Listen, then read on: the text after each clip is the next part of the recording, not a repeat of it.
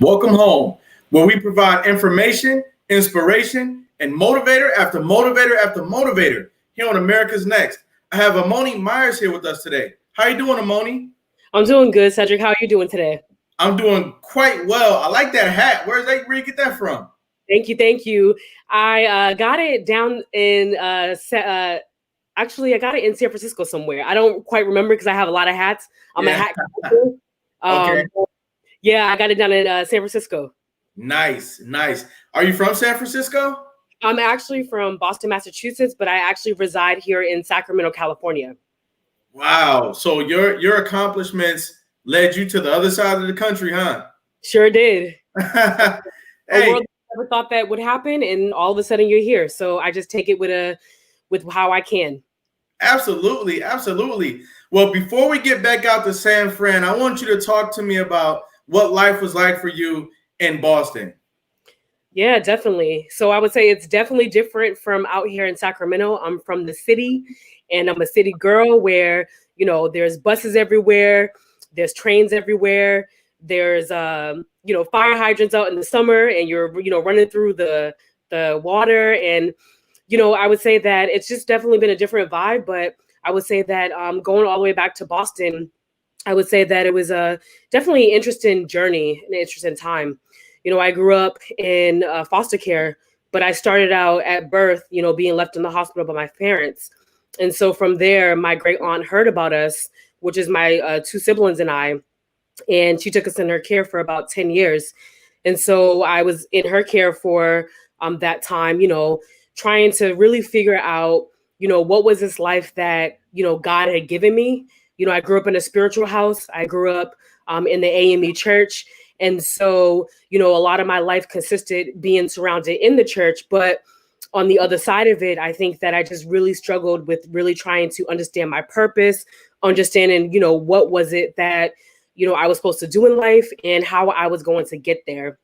And so, I think that for me, it was about, recognizing that after, a continuous amount of experiencing adversities and challenges and sort of trying to understand and see the light, I found that, some of the different experiences that I faced along the way really helped me to see what it was like to, understand my purpose. And so I would say that that's really what brought me to where I am today. Right. And Noni, I'm going to go back to the beginning of what you were just telling me, because I want people to understand the play-by-play of what transpired and what made you the woman that you are today. And so it sounded like you said that your parents left you at the hospital. Is that correct?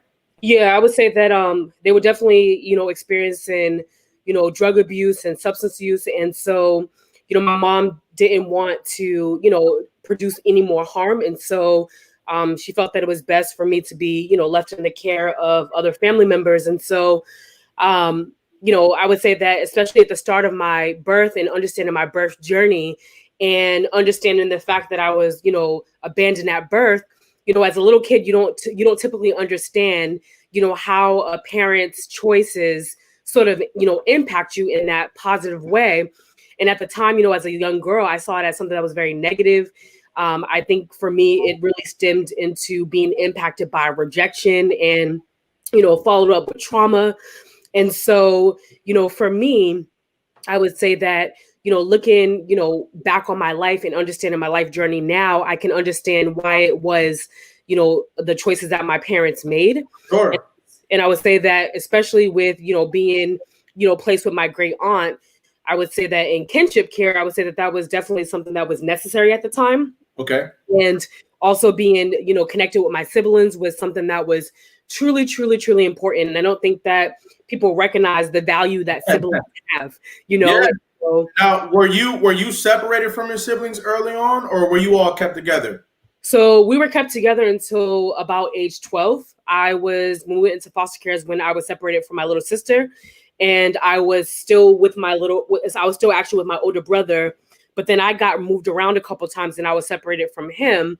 But the beauty of it was that my brother and I attended the same schools. And so we had that constant connection. And with my sister, she lived close by, so we were able to see her quite often. but it definitely wasn't the same as, living together, especially How because well, especially because what? especially because as you form bonds with your siblings, these are protective factors in your life, and so these are the people that are with you through everything, and then to all of a sudden be separated from them, I think it was a shock. And so from a very young age, my siblings and I, we talked about being bonded together and creating a pact with one another. It was that if one person made it, it was important that all of us made it. And so we were very, very intentional about that. And so the separation of us, being uh, not placed together, I think was really, really challenging. And how did y'all overcome that challenge? How did you all stay connected? How did you find ways to communicate as kids? Yeah, because cell phones didn't exist at that time. Yeah. What we talking? The early 90s? Yeah, like early 2000s actually. Okay. So one of the things that how we stayed connected was, through family visitation, our social workers. I think the most important thing was our foster parents. I think our foster parents recognized the importance of, making sure that we had a connection to, our siblings. And so it was really, really important for me to be connected with them. And so, especially with my little sister, at the time I used to, wear braids. So she would often braid my hair, and we would often go shopping together. And, it was really, really important to, be in that space. And the other thing was, my sister went into a specialized school, a charter school, out in, the inner city. And her teachers at the time recognized how important it was to keep us together. And so she actually set up visitation for us so that I could come to her visit after school and we could just connect. And so I would say that it was definitely, sort of a challenge around that, because again, as young people who are going through this process, you're not always told about what's going on. You're not sort of filled into the process. And so you're sort of going along with it. And So what I hear you saying is that you all were moving from place to place. There were a lot of moving parts early on in your life. And real quick, at what point did you all get transferred from your auntie's care to foster care? So actually, we didn't go right into foster care. We got transferred from my great aunt's house to my mom's house. And so my mom actually had temporary custody of us for about 2 years. And so we were living with her there. And it wasn't until we got separated is when, I was about 12 going into 13. And we, ended up having to sort of transition out of that. So how would you say that these different transitions impacted your social life when you were young? Let's say, 10 years old. What was your social life like, given the fact that you all were moving around so much? I mean, I think that for me, we had stability in the first sort of 10 years. And so that was important and that was key. And when we moved into our mom's house, we still had some sort of stability because we were still together. But I think that the transition into foster care, I would say, is one that is a huge struggle because for me, I didn't even recognize the trauma or the loss and the grief that I was experiencing only until a few years ago when I was sitting on a webinar talking about traumatic grief and separation. A few years ago. Yes. So So let me finish. So just to answer the rest of your question, I think that for me, it was about, the experience of being separated from my mother. And of course, I struggled with the aspect of my siblings, but it wasn't something that I was totally able to understand until a few years later when, the term has come out about traumatic grief and separation. I think when we talk about trauma, it's something that, the child welfare agencies and sort of the child welfare world are sort of now coming to terms with about really the impacts of trauma. And I would say that my little sister had much more of a difficult time because she was separated from my brother and I, and we were together. Okay. And so she had to deal with being separate from the larger group. Yeah, I think that was something that she didn't understand. It was something that we didn't understand. I just remember, even just being separated. There was no time frame. My social worker showed up at my after school program, brought us into one of the conference rooms. I was on the basketball court, playing Doing around, what? shooting, Doing what? huh? Doing what? You said you on a basketball court doing what? Oh, shooting hoops and schooling kids on the court, and then Okay. all of a sudden, we get a call, come outside and sort of figure out what was going on, and we got brought into a conference room, and it was there that we were told that we weren't going to be going home. And so I just remember going into the DCF office after hours and just seeing my belongings just sitting on the floor. And that was just something that I didn't understand as someone who had been, living with my mom for about 2 years. And, there were some challenges that were happening. So there was sort of an understanding that, things were going to change. I just didn't understand how quickly they were going to change. And so there was not really a lot of conversation about what's happening and what's next. I just remember us going off into our first foster home and being dropped off there. And we were all standing there. And it was at that time that they told us, hey, actually, Ebony is going to be going somewhere else. And to me, it was just sort of like a shock. Like, what do you mean she's going somewhere else? Why can't we all stay together? And, it was attributed to, oh, yeah, her behavioral challenges might be, a little more difficult. And she, looks to be a better fit in a group home. And so I think during that time, it was sort of that they were pushing, children and young people into group homes if they didn't feel like they could belong in a family.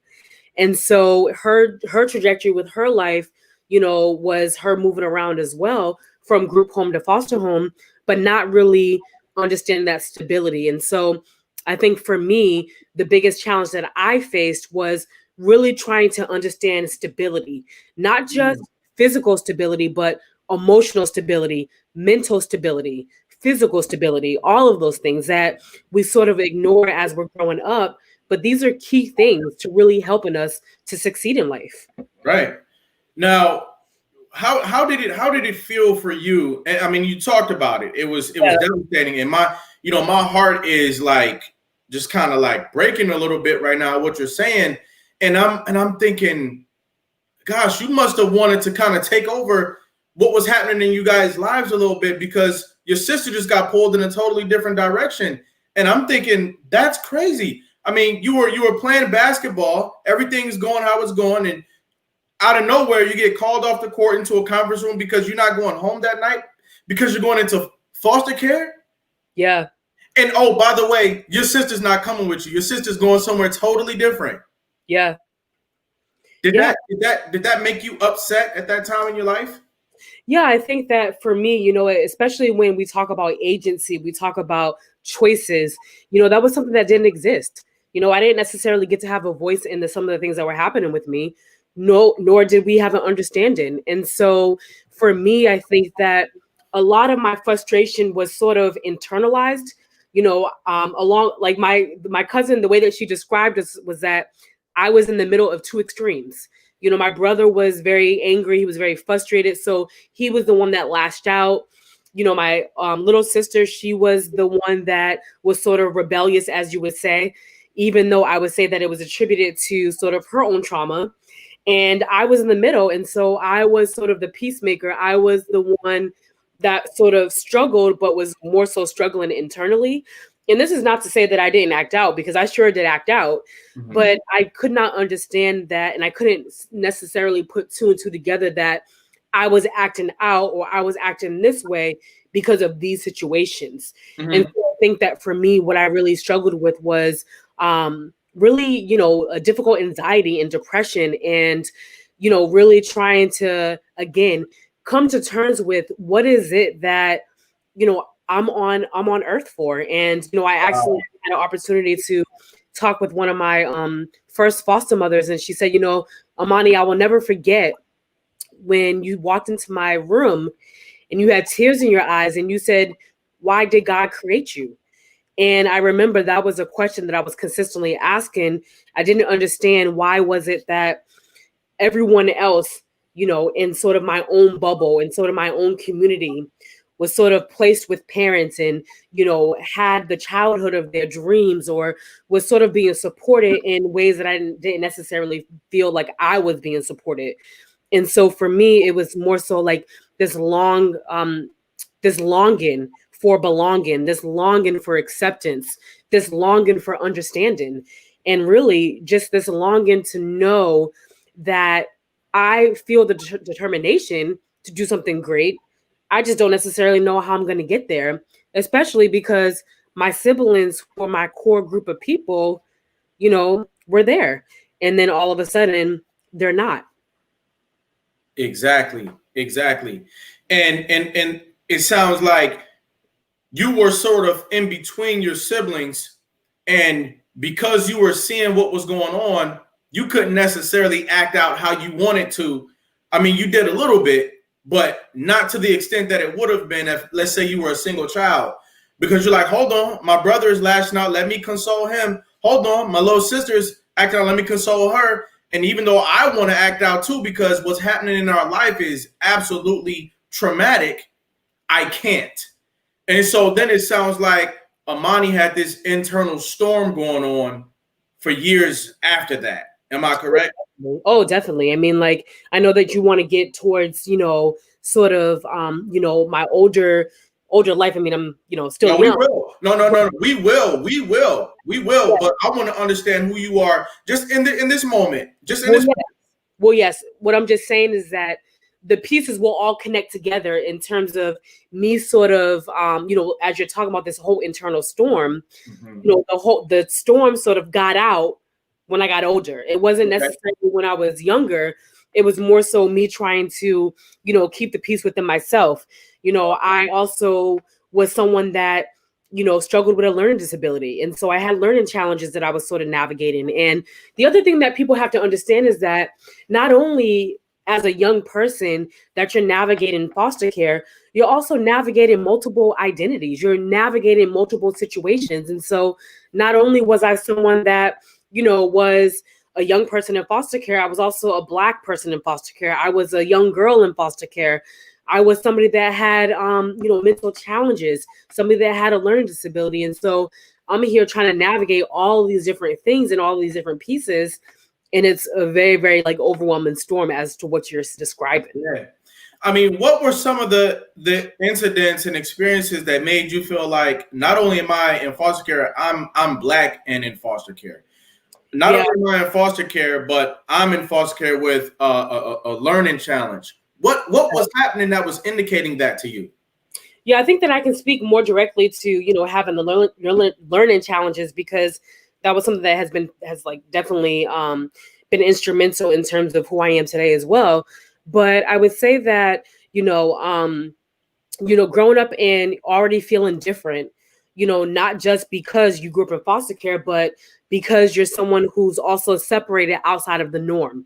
So, my brother and I had a learning disability, but he sort of grew out of it as he, reached certain milestones. And I sort of stayed in that place. And what was interesting was that I was, looking back at some of my files, as you know, I'm writing this book, and I had an opportunity to look back at some of my school records and to really see how teachers were describing me, and not necessarily even implicating that trauma could sort of be an indicator of what was going on. And so the example was, Amani has potential, but she's lazy. And so for me, if you know that this is what you're reading on the paper, you know that this is also being infiltrated in sort of how they think about you.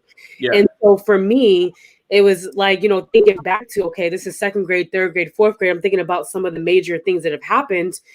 And for them to also understand this and to know, but not to even recognize that, maybe this young person, is traumatized, maybe something happened that, they can't focus. I was someone that I was a daydreamer. So I was the one that sat in class, and I was the one that was sort of out in space. I was the one doodling in the back of the classroom. Right. And I think for me, I would say that I often found that I had to sort of navigate the world around me versus the world really trying to understand who I was as an individual. Right. And so that's something that I had to learn along the way.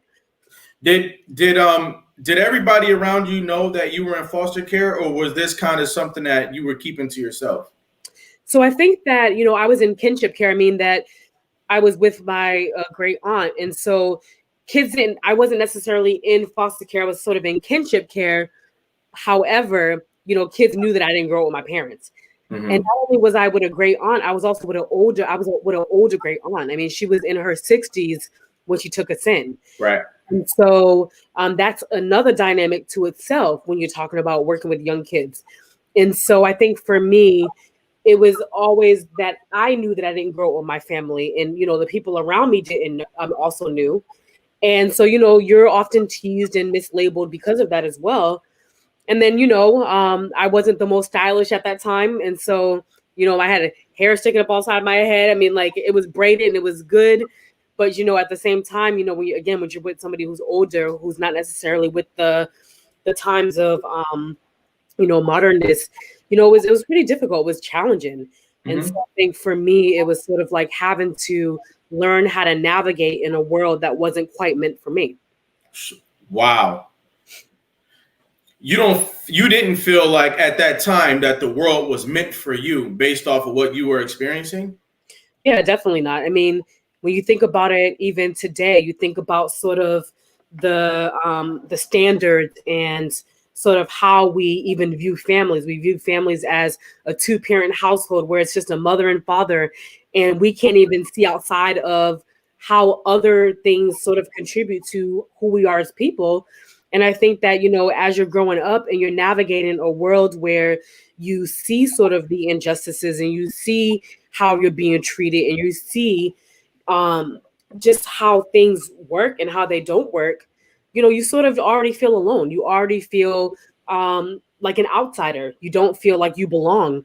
And so I think for me, as someone who struggled with, you know, um, trying to see value in myself, trying to understand that the voice that I had was enough. And so for me, having to just navigate through that was really difficult and it was challenging. Sure. Ladies and gentlemen, we're talking to a powerhouse, Amani Myers. She has traveled long and far in life to get to us today. And I feel her passion coming through the show. I hope that you're feeling her passion coming through the show too, because she's here for a reason. She's here on a mission. Her life journey has not stopped here at America's Next Motivator. Her life story is traveling through this platform called America's Next Motivator, and we're just along for the ride. Amani, I want to know from you, when did you start to think about developing a purpose in your life? Yeah, that's a good question. Again, I think that happened a little later. I do want to start off with, high school Okay. and becoming a senior. And again, not on track to graduate, didn't have the grades, was being suspended multiple times. And I was at a school where the school was gigantic, but during my junior year, they had told us that going into our senior year, that they were going to turn the school into 4 smaller schools so that it could help with the achievement gap. Okay. And as a teenager, I didn't understand, what that was, because I'm like, I'm not going to graduate with my friends. What school are we going to? How are we going to sort of navigate our senior year? And I chose the school path. It's called Parkway Academy of Technology and Health. Okay. And the one of the reasons why I chose that school was because they were giving out laptops, and at that time, laptops weren't really a thing. And Right. so I chose that school, but didn't realize that there was another plan in mind. In the beginning of the school, I was caught drawing graffiti on the wall. And one of the new teachers saw me and said, hey, get back here. I ran away from him and was just on the run, trying to figure out how not to get in trouble. And I remember the new principal was walking by. I was on the upper level and she was on the lower level. And I was looking over and she stopped me and said, hey, have you seen a student by the name of Amani Myers? And I said, nope. And I kept walking. Right. And it wasn't until a few minutes later that the school police sort of found me and brought me into the office of Dr. Ferrer. And I remember sitting there feeling really nervous, twiddling my fingers, sort of just trying to figure out, oh my gosh, I cannot get suspended again. Right. And I remember their first question was, who are you besides drawing graffiti on the walls? And at that time, I couldn't answer the question because I didn't know really who I was. Wow. I just knew that I was sort of just trying to survive. And from that moment on, they took me under their wings and they put in extra measures for me to graduate because I had not passed the standardized test to even graduate. I was not even looking at colleges. You know, I was sort of just in this bubble of trying to really figure out what was the next place. And I think that from that moment of them taking me under their wings and sort of loving me through the process of understanding that, you know what, this young student isn't, you know, bad. This young person obviously has some things going on. And you know what? We need to dig a little deeper.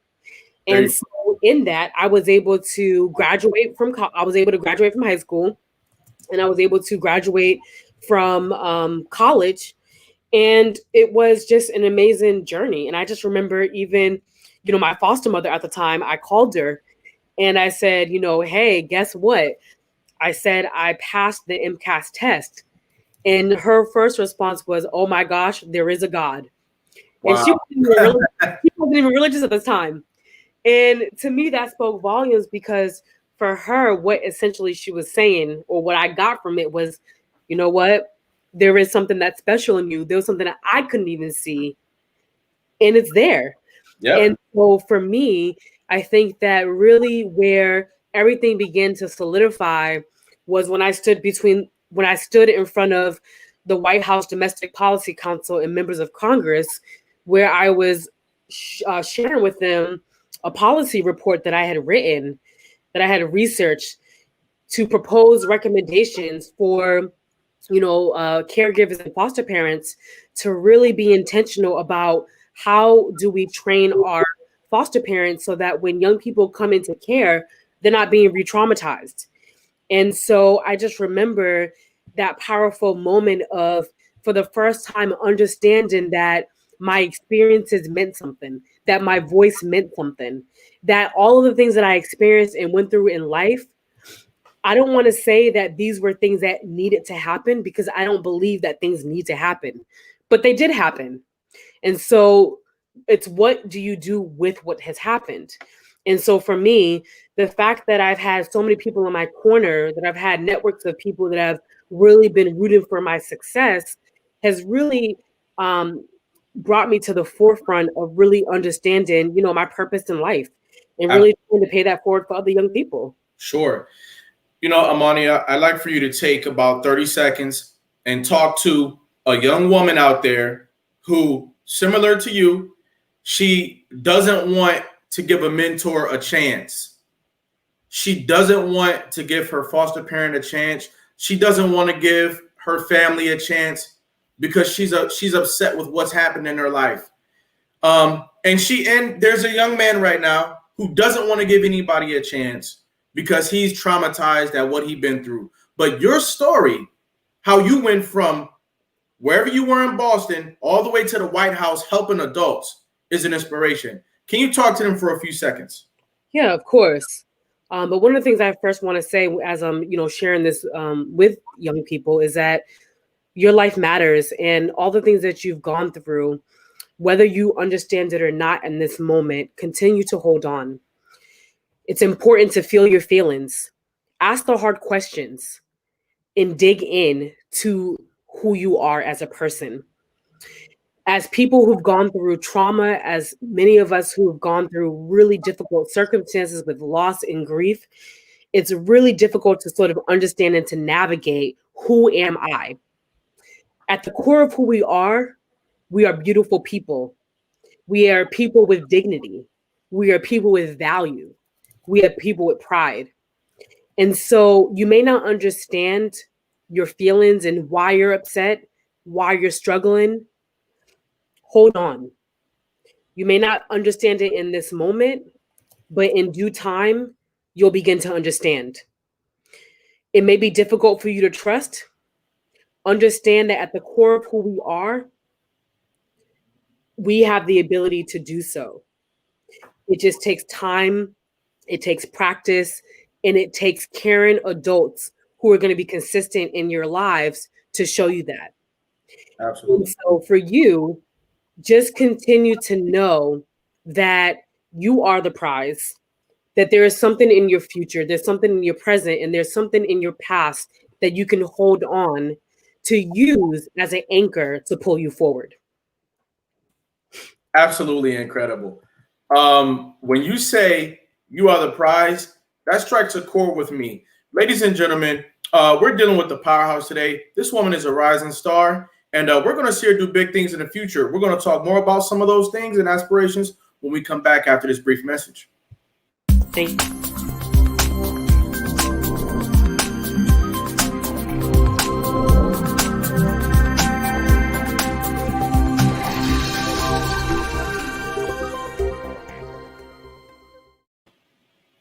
America's Next Motivator, Monday, Wednesday, and Friday at 5 p.m. Eastern, Tuesday and Thursday at 10 a.m. Eastern. America's Next Motivator, hosted by me, Cedric Riley, and sponsored by the Pride Empowerment Network.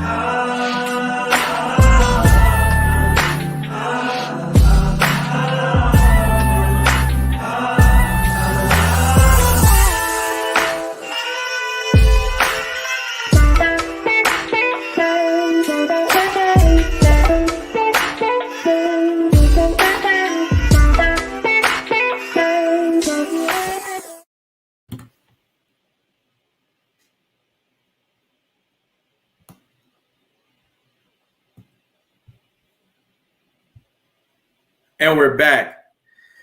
Amani Myers is not playing any games, and I like it. Now, you mentioned that you are the prize. Can you expound on that a little bit for us? Yes, most definitely. So as I shared earlier about my little sister, she was my best friend, and she was, one of the main supporters in my life. And unfortunately, in 2017, she passed away unexpectedly. And I remember before she passed away, about a year before, we were talking, and, I was in one of the most pivotal points in my life as I was navigating my sexuality and sort of, coming out and what that looked like. And as someone who was just sort of my biggest motivator, I called her and I was crying and I was just sharing with her some of the struggles I was facing. And she said, "Sis, always remember that you are the prize." And that struck a chord with me as soon as she said it. And I had to say, "Sis, repeat what you said, because I need to hear that again." And not that I wanted to hear it again, but I really wanted to soak deeply inside of me, because I really wanted to understand that message for myself, and not just for myself, but so that others can understand it. Again, when you grow up in an environment where you're not necessarily valued or you're not necessarily prized for whatever reason, it's really, really difficult to understand that at the core of who you are, that you are the prize, and that you matter, and that your life matters, and the things that you're going through and the things that you're experiencing are there to sort of help you navigate a way out. And so for me, those words ring true. And I just have been on this, motivational platform myself, wanting to remind every single person that is on this planet to know that they are the prize. Absolutely. I was looking at some of your accomplishments in pre-production, and I was like, if her accomplishments were hit songs and hit records, she'd be like one of the Migos. Yeah. When did you start really putting on the shoes of Amani Myers and going out there into the world and being an achiever and going out there, getting involved in things and excelling forward? When did that start for you? And talk to us about some of your successes. Yeah, most definitely. I think that I was always someone and am someone that's always been determined. I mean, nothing is going to get in my way. And so for me, I think that it really, really started, after undergrad. I just remember, because I was also a professional transfer. So I had transferred a bunch of times and I graduated. I didn't graduate at 21, but I graduated at 26. And I just remember feeling really hard on myself about, oh my goodness, I'm 26 years old. When is life going to start? Am I going to be able to catch up to my peers and all of those things? And I just remember thinking back to when I was in sophomore in college and I became homeless. And one of my mentors from Gordon sent me to a conference What's Gordon? I'm sorry? What's Gordon? Gordon College. That was the undergrad school that I went to. I attended Boston, Massachusetts. And I remember she sending me to this conference, and I was really frustrated about being sent to this conference because I wanted to spend Christmas with a family. But hey, you get what you can take, right? So I went to this conference, and I just remember walking by a booth, and it was called the Focus Leadership Institute. And I remember connecting with one of the women there and just sharing a little bit about who I was. And she had said, I just met somebody that works in DC. They are a policy director for the Congressional Coalition on Adoption Institute. And this is an opportunity for young people who've been through foster care to really provide expertise to congressional members on the Hill. And I'd really like to connect you with them. Wow. And so as I think back to that experience of becoming homeless, if that experience didn't happen, I don't necessarily know if I would have ran into this person. And this person has become my mentor just from day one. And so from there, I attended this program and again, was surrounded by other young people who had the drive and the passion to want to make changes. And having that opportunity to be a part of this program showed me that I could do whatever I wanted. And so, like I said, I presented my policy report to members of Congress and the Domestic Policy Council, and they were impressed with the reports that we had written and invited us to apply to the White House internship. I was the only one that applied and got accepted and decided to go forward and move to DC. And just being there was it's like the things that I say that, I tend to, fantasize and dream. And all of a sudden, this dream became a reality. And I just remember sitting on the plane as I was leaving from DC, about to go to California right after my internship with CCAI and Capitol Hill. And I was like, you know what? The White House would be a really, really cool place to sort of like go. But at the same time, I was like, I don't know if that would happen, but you know what? I'll be open to it. And then to get a call saying that they were impressed with our reports and for us to apply, I thought that was amazing. And so I just remember the first day of walking into the internship and walking into the White House and going into the office and seeing my supervisor, who was the deputy assistant to the president, which was Obama at the time. He had my policy report open and he had all of these notes. He did like an active reader, notes everywhere. And that to me showed me that he really valued what I had to say. Right. And so from there, it was that it just sort of like my life just sort of transformed. And from there, I ended up going on to speak on national platforms around child welfare. I then was invited to apply to the National Urban Fellows Program, where I went and got my master's. And that's actually what led me to California. I was doing my fellowship in New York City and was accepted to the California Endowment in Oakland, which is the largest health foundation in California, where I got to work on the Boys and Men of Color initiative, the school to prison pipeline. I just got to involve myself in so many different things. And then, of course, my passion with child welfare. Mm-hmm. And so I ended up writing my thesis on, how do we build supports and connections for young people so they have the ability to thrive. Sure. When I think about my life, I think about the people that have sort of made ways and helped me and led me to opportunities. It's been the mentorship. It's been the people. It's been the connections that's really supplied me with being able to help me open doors. And I've had to work hard for every single one of those things, but that's sort of what has landed me to where I am today, where I am. I'm writing the book. you know, you mentioned that you were an intern in the White House. Yes. A lot of people, they go their entire life and not even get to stand outside the front gates of the White House. Can you tell us what it was like inside the White House? What did it look like? What did it smell like? What was going on? Talk to us. Yeah, so I was in the executive Eisenhower building most of the time. And I just remember, when you walk up the stairs, you're greeted by a red carpet that goes all the way down. And I would say that it was just sort of an experience that it was hard to just sort of wrap my mind around. It felt as though I was just like, is this really happening? Am I really here? Am I really among all these different people?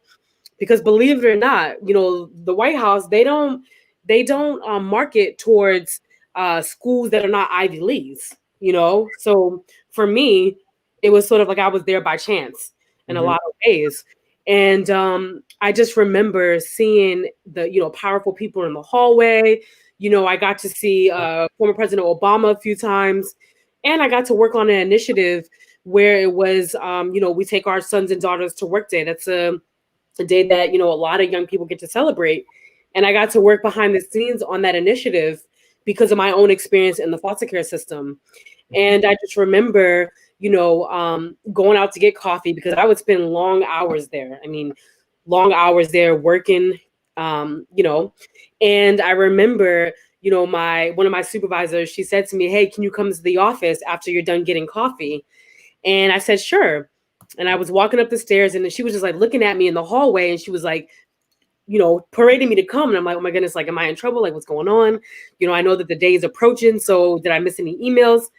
And she brought me into an office full of people, and they had said, they were really impressed with the work that I was doing. And they wanted to know if I wanted to introduce former First Lady Michelle Obama on national TV.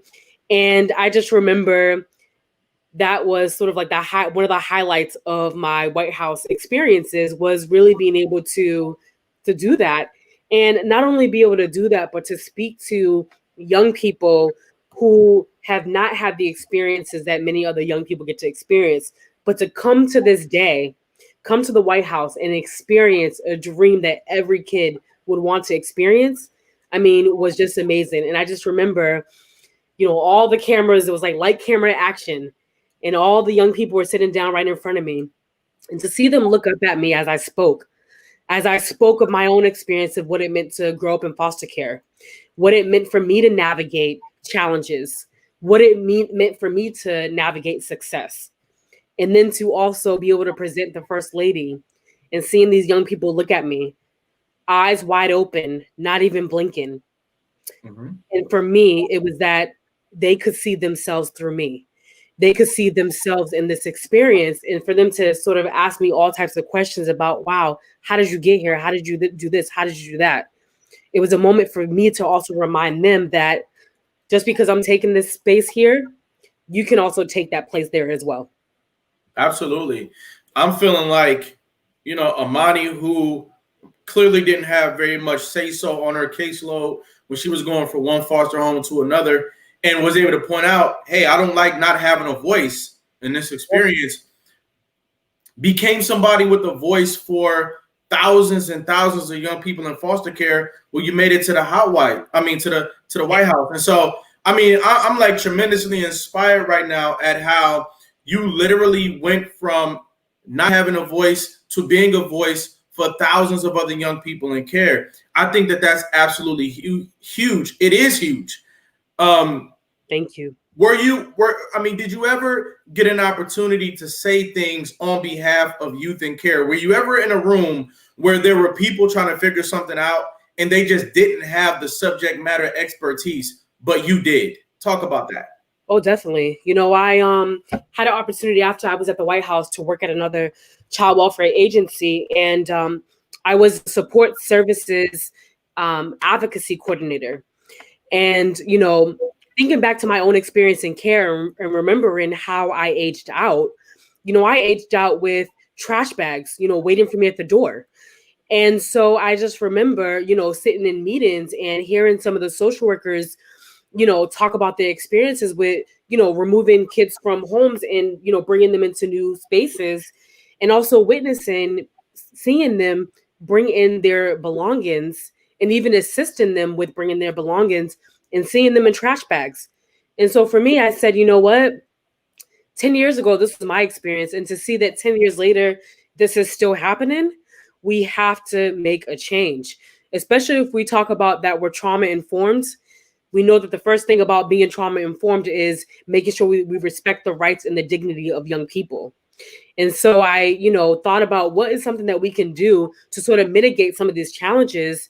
And I said, one of the things that we need to do is really provide suitcases so that young people can leave with dignity. And I brought this up to my supervisor's attention, along with the staff at the organization. And they were really happy with, what I came up with. And so I came up with a proposal to reach out to some donors who had the capacity to really support our organization. And I wrote a proposal about the need and the importance of making sure that young people are aging out with dignity and pride and love. And I didn't stay too long at that organization because I ended up going into grad school. But right before I left, I was told that the proposal was approved and that they were going to be moving forward in making sure that every young person had suitcases so that they could leave with pride. Absolutely. That's huge. One thing that you might not know about me is that I also spent years of my life in foster care. And when you're going from one place to another, there are those trash bags. Sometimes as an adult, when you have to move things, sometimes you're not thinking about the way that it looks, the aesthetic, and you'll put your things in a trash bag, and you have to do things better, and you want better for other young people who are in care to realize, hey, your things don't have to be in a trash bag. Suitcases are very appropriate. I think that's a major victory that you were able to influence for youth in care, because there's trash bags all over the place, and that's something that it's kind of like low hanging fruit, but it's also a big deal. It is. Wow. And it starts with the empathy and compassion. Mm-hmm. I think that many people who are doing this work are sort of overburdened. There's a lot on their plate, and as well, they've been in the agency so long that sometimes you grow calluses. And the most important thing is to step into the role and step into the space as if it was you, as if it was a loved one. How would you want a loved one to be treated through this experience? Mm-hmm. And I think that that's where it starts, and so for me, it's really about making sure that when I enter into spaces, I'm currently a trainer, and I train resource families who are thinking about going through the approval process. And I have to be honest with them and to let them know that, it takes more than love these days. There's so much more that goes into caring for a child, caring for a young person. And our success also depends on them as well, and how we are going to make sure that we set them up for the best things possible. Absolutely. I'm like internally, I'm so happy for the things that you achieved and the things that you were able to do. I'm actually kind of taken back right now. That's not something that happens often, but I just feel like we're related in a sense. Most definitely. And I feel like you deserve to be here. I feel like everywhere you went, you deserve to be there. You became a part of the moment, and then you overcame adversities that you had along the way. And that really makes you a perfect role model for youth in care and just youth in a general community. I think every single person should hear your story at some point. I think that you are a member of American history. I think that your story needs to go across school desks across America. And if I'm not mistaken, you said you wrote a book. Is that correct? Yeah, I'm actually in the process of writing a book. I actually just sent you the link. But yeah, I'm writing the book, and the book is called You Are the Prize. And it's really an explorative journey of sharing about my life as someone who grew up in care, and how I have been able to maneuver through the challenges and some of the adversities and the hardships, and really being able to find my voice along the way. Okay. Being able to help and share with young people that they too are the prize. And that, again, I remember one of my mentors said to me, never allow your past to dictate your future. That's right. And those words have stuck with me because as someone, again, who did not necessarily know my value and place on this earth, it was through moments of people hyping me up, people who were affirming me, affirming my value, affirming who I am as a person, and letting me know that, Amani, you have the ability to reach for the stars beyond the stars. If you want to reach for the moon, you can do that. And Yep. it's really about being able to be in a place where you're so well supported to be able to do that. And so this is really what this book highlights. And it's actually in honor of my little sister who, went through the foster care system as well, but didn't get to see the other side and wanted to see the other side. And I believe that no matter what a young person has gone through, even when you're thinking about success, resiliency. Resiliency is waking up and doing things in the midst of what's going on. And so for me, if waking up and brushing your teeth is the only thing that you can do in the morning, that to me, it consists of success. And so it's about defining our own success for what it means for ourselves so that every young person has the ability to thrive in the ways that they were meant to. Mm-hmm.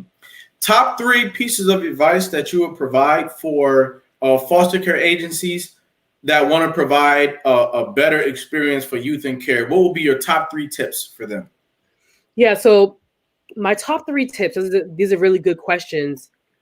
My top 3 tips are, it's important for all of us as individuals and as an agency to start with ourselves, to look internally, to look at our internal practices, to look at our internal policies, to look at our internal culture, to see about what sort of defines how we do our work and if our work actually aligns up with our mission. In doing so, you want to make sure that you get feedback, that you get direct support from the young people themselves who are going through that experience. And so making sure that you're engaging young people at the forefront, at the beginning of the process, not at the end of the process, but at the very beginning of the process. That is super, super important. And I think my third and last final one is the importance of collaboration. If we are truly doing this for young people, then we have to set our ego aside. We have to set our pride aside. We have to connect and go into those places that young people are at, whether that be in juvenile justice or detention centers, whether that be in the mental health facilities, whether that be in group homes, whether that be in schools. It is really, really important that you collaborate to help with the acceleration process of making sure that young people can thrive. Absolutely. And last but not least, healing is a lifelong journey. And so sometimes we try to put ourselves up against doing everything at once. The reality is that trauma happened over time, and so healing will happen over time. Absolutely. Absolutely. Another thing that you said I thought was absolutely great is go where the youth are. Sometimes you're dealing with a youth who might have been homeless, but have you ever set foot in a homeless shelter to understand how young people really don't belong there? Have you ever set foot in a group home to understand how, a lot of young people really don't belong there, and so on and so forth. Amani, I have 3 questions that I need to ask you as you exit. We ask all of our guests this, and I need you to answer them in a minute and a half. Okay? Sounds good. First question, what is survival to you? Survival to me is about, again, your ability to navigate really difficult and challenging situations and being able to do that in a way that supports your growth, that supports your internal growth, and that supports you being able to get to the other side. Yep. What is success to you? That's a difficult one for me, actually, because I think that we all define our own success. But I think for me, success is being able to meet yourself where you're at and being able to do the best that you can with what you have. If you have the ability to, make moves, then you make moves. If you don't have that ability, then you find someone to help you do that. And so success for me is about really trying to tune in to your own abilities. And then with the things that you struggle with, the challenges that you have, that's where you build community. And so for me, success is a case by case situation on a day by day basis. Sure. But the fact that you're able to show up in who you are is what's most important. What is greatness to you? Greatness? You said, what is greatness? Yes. Greatness. I think that greatness is about your ability to meet, defeat adversities and challenges with triumph, whatever that may look like for you. Sure. I want to let you know that I respect your work. I commend your work. I want to give you a crown today while you're still here with us, while you can still acknowledge that you are being seen. I want to give you a crown today. I want to let you know that your work is very important. I hope that it continues, and I wish many, many years of success for you. Amani Myers, you are America's next motivator. Thank you so much. It was great being here, Cedric. I appreciate you. Sure. Thanks for stopping by. All Thank right. you. Talk to you later. All right. Bye-bye. Bye-bye. Ladies and gentlemen, am I shucking and jiving or am I keeping it real? Each and every time you tune into America's Next Motivator, there's going to be something here for you. You just need to stop by and pick it up.